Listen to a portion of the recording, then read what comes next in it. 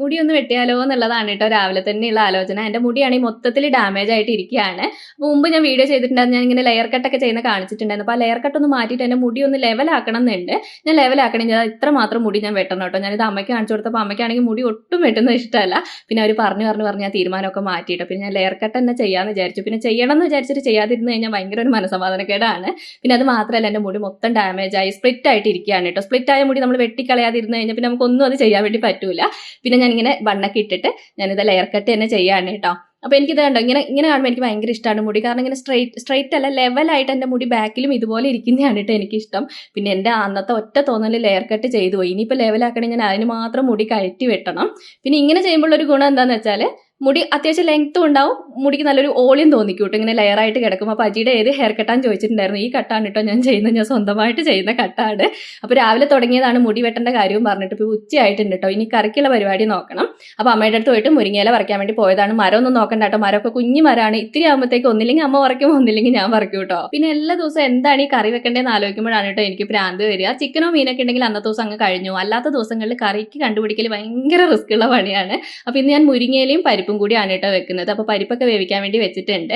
പിന്നെ കഴിഞ്ഞ ദിവസം കറിവേപ്പിലയുടെ കമ്പ് വെട്ടിയിട്ടുണ്ടായിരുന്നു. അപ്പോൾ കറിവേപ്പിലയൊക്കെ പറിച്ച് ഞാൻ കവറിലാക്കിയിട്ട് ഫ്രിഡ്ജിൽ വെച്ചിട്ടുണ്ട്. പിന്നെ ഞാൻ ഇഞ്ചി, ഉള്ളി, വെളുത്തുള്ളി ഇതൊക്കെ ഞാൻ ഫ്രിഡ്ജിൽ തന്നെയാണ് കേട്ടോ വെക്കുക. അന്ന് ആരോ കണ്ടപ്പോൾ എന്നോട് ചോദിച്ചിട്ടുണ്ടായിരുന്നു, അജി ഇതൊക്കെ ഫ്രിഡ്ജിലാണോ വെക്കുന്നതെന്നുള്ളത്. അപ്പോൾ നിങ്ങൾ എങ്ങനെയാണ് ചെയ്യുന്നതെന്നുള്ളതൊന്ന് പറഞ്ഞു തരണം കേട്ടോ. പിന്നെ ഞാൻ വേഗം പരിപ്പ് കറിക്കുള്ള അരപ്പൊക്കെ റെഡിയാക്കുകയാണ്. പിന്നെ വെളുത്തുള്ളിയും ഇഞ്ചിയും പച്ചമുളകും പിന്നെ അതിനകത്തേക്ക് ജീരകം ഇട്ടിട്ട് അരപ്പ് റെഡിയാക്കിയിട്ടുണ്ട്. പരിപ്പ് വന്നപ്പോഴത്തേക്ക് അതിനകത്ത് മുരിങ്ങയിലയും ഇട്ടിട്ടുണ്ട്. പിന്നെ അതിനകത്തേക്ക് അരപ്പും ചേർത്തിട്ടുണ്ട് കേട്ടോ. പിന്നെ പരിപ്പും മുരിങ്ങയില എന്ന് പറയുമ്പോൾ എളുപ്പമല്ലേ ഉണ്ടാക്കാൻ, അതുകൊണ്ട് ഞാൻ ഇടയ്ക്കിടയ്ക്ക് ഉണ്ടാക്കൂട്ടെ, എനിക്ക് ഇഷ്ടമാണ്. പിന്നെ അതിനകത്തേക്ക് കടുകൊക്കെ വറുത്തിട്ടിട്ടുണ്ട് കേട്ടോ. പിന്നെ കറി ആയപ്പോൾ തന്നെ ഞാൻ വേറൊരു പാത്രത്തിലേക്ക് മാറ്റിയിട്ട് കുക്കറും വേഗം കഴുകിയെടുത്തു. പിന്നെ കഴിഞ്ഞ ദിവസം വാങ്ങിച്ചിട്ടുള്ള സോയാ ചങ്ക്സ് ഉണ്ടായിരുന്നു കേട്ടോ, അതൊന്ന് പൊരിക്കാന്ന് വിചാരിച്ചോട്ടെ. എനിക്കിത് ഭയങ്കര ഇഷ്ടമാണ് കേട്ടോ. എനിക്കിത് വെറുതെ ചോറിനൂടെ മാത്രമല്ല വെറുതെ കഴിക്കാനും ഭയങ്കര ഇഷ്ടമാണ്.